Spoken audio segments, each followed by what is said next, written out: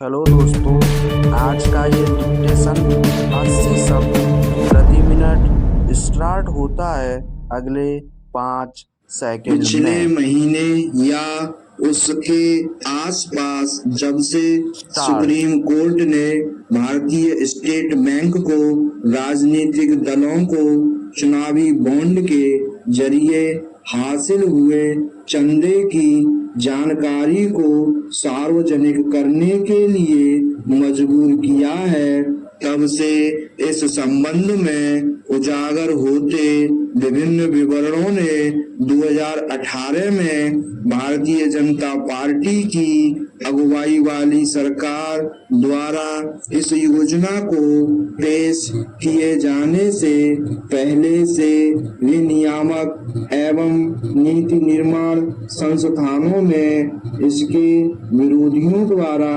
जाहिर की जा रही सबसे बुरी आशंकाओं की पुष्टि ही की है। एक संयुक्त जांच जिसमें द हिंदू ने भी शिरकत की में यह पाया गया कि 2016-17 से 2022-23 के दौरान 1 लाख करोड़ रुपए से ज्यादा का घाटा सहने वाली कम से कम 33 कंपनियों ने लगभग 582 करोड़ रुपए का चंदा दिया, जिसमें 75% हिस्सा सत्तारूढ़ भाजपा को गया। घाटे में चल रही कंपनियां पर्याप्त धनराशि चंदे में दे रही थीं। लाभ कमाने वाली कंपनियां अपने कुल लाभ से ज्यादा का चंदा दे रही थीं। कुछ दाता कंपनियां शुद्ध लाभ का प्रत्यक्ष करों से जुड़ी जानकारियां नहीं दे रही थीं। कुछ नई निगमित कंपनियां निर्धारित 3 साल की अवधि पूरा होने के पहले से ही चंदा दे रही थीं।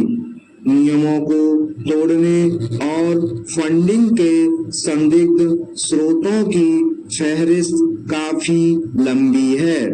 इन चंदों की प्रकृति कई सवाल खड़े करती है। क्या घाटे में चल रही ये कंपनियां धन शोधन का काम कर रही थीं? क्या लाभ हानि की सूचना नहीं देने वाली फर्में मुखौटा कंपनियां थीं?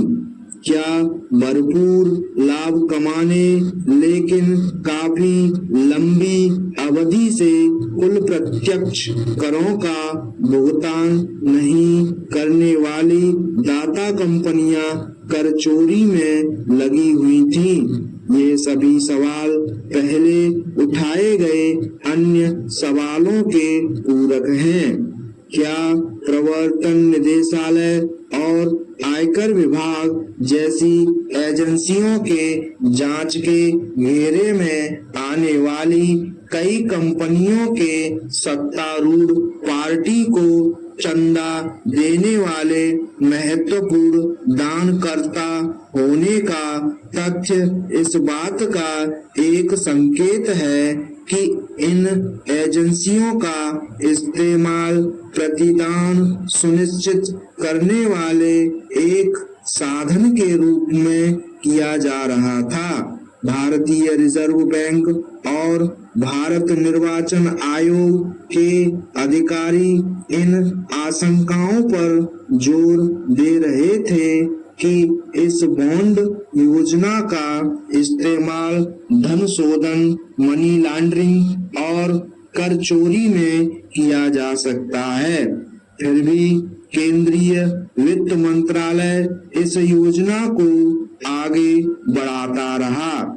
इस योजना के लागू होने के 5.5 सालों के दौरान विभिन्न राजनीतिक दलों ने चुनावी बॉन्ड के जरिए हजारों करोड़ रुपए बुनाए, जिसका बड़ा हिस्सा भाजपा को मिला। जहां गंभीर समस्याओं वाली इस अपारदर्शी योजना को खत्म करने के लिए अदालत की सराहना की जानी चाहिए।